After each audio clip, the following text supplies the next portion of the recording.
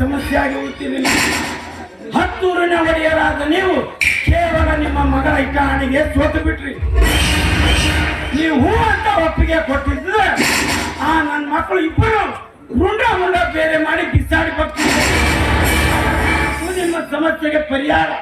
ಹೌದ್ರಿ ಗೌಡ್ರೆ, ನೀವು ಬಹಳ ತಪ್ಪು ಮಾಡಿದ್ರಿ. ಪ್ರತಾಪ್ ಸಾವ್ಕಾರ್ ಅಂದಂಗ ಆ ಮಕ್ಕಳನ್ನ ಆಗ ಮುಗಿಸಿ ಬಿಟ್ಟಿದ್ರ ಜಟ್ಟು ತಡ್ತಿತ್ತು ಗೌಡ್ರೆ, ಜಟ್ಟು ತಡ್ತಿತ್ತು.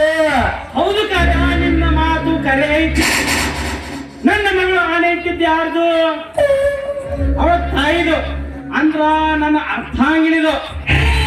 ಸಾಮಾನ್ಯ ಪ್ರೀತಿ ಮಾಡಿದ್ಲು ಕಾಡ್ಯ, ಜೀವಕ್ಕಿಂತ ಹೆಚ್ಚು ಪ್ರೀತಿ ಮಾಡಿದ್ಲು ಕಾಡ್ಯ. ಕಳ್ಕೊಂಡೆ. ನೋಡು ಪ್ರತಾಪ್, ಆ ನನ್ನ ಮಗಳು ಯಾವ್ದಾರ ದೇವರಾಣ ಇಟ್ಟಿದ್ರೆ ನಾನು ಬಾಗುತ್ತಿದ್ದಿಲ್ಲ. ಅವನು ನನ್ನ ಮಗಳು ಬಹಳ ಶಾಣೆ. ತಾಯಿ ಮೇಲೆ ಆನೆ ಇಟ್ಟು ಸಾಯಿಸಿಬಿಟ್ಟು.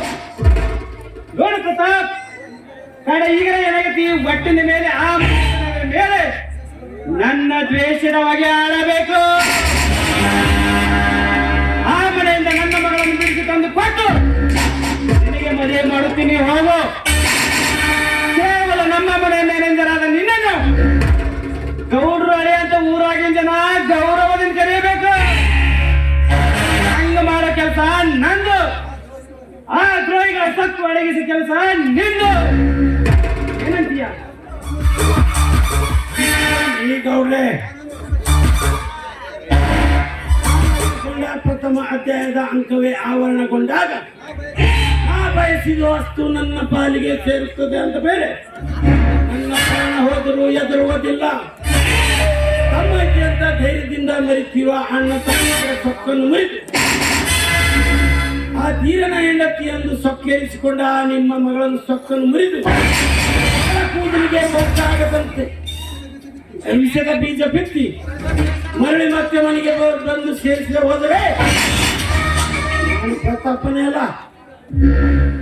ಶಬಾಷ್ ಪ್ರತಾಪ್, ಶಬಾಷ್. ಗಟ್ಟಿ ಮನಸ್ಸು ಮಾಡಿ ದಿಟ್ಟ ಹೆಜ್ಜೆ ಇಟ್ಟರೆ ಸಾಕು, ನನ್ನ ಮಕ್ಕಳು ಬೆಟ್ಟು ಹೋಗಿ ಗ್ಯಾರಂಟಿ.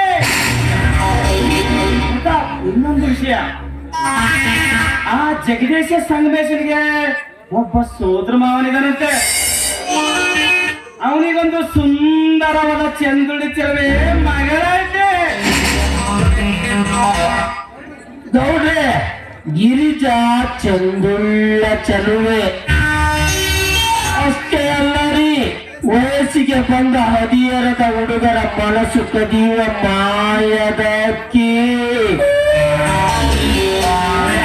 ಆ ಮಾಯದ ಹಕ್ಕಿಯನ್ನು ನಾನೊಮ್ಮೆ ಭೇಟಿ ಆಡಲೇಬೇಕು. ಪ್ರತಾಪ್, ಆ ಮಾಯದ ಜಿಂಕೆ ನನಗೆ ಸೇರಿದ್ದು. ನೀನೇನಾದ್ರೂ ನನ್ನ ಆಸೆಗೆ ಅಡ್ಡ ಬಂದ್ರೆ ಆ ಮಾಯದ ಜಿಂಕೆಯನ್ನು ಭೇಟಿ ಆಡಿ ನಿಮಗೆ ತಂದೊಪ್ಪಿಸುವ ಜವಾಬ್ದಾರಿ ನನಗಿರ್ಲಿ ಗೌಡ್ರೆ. ಆಯ್ತು ಪ್ರತಾಪ್, ಕಾರ್ಯ ನಡೆ ಮನೆಗೆ. ನಾ ಹೇಳಿದ ಕಾರ್ಯ ಕೈಗೂಡಲೇಬೇಕು. ಬರ್ತೀನಿ.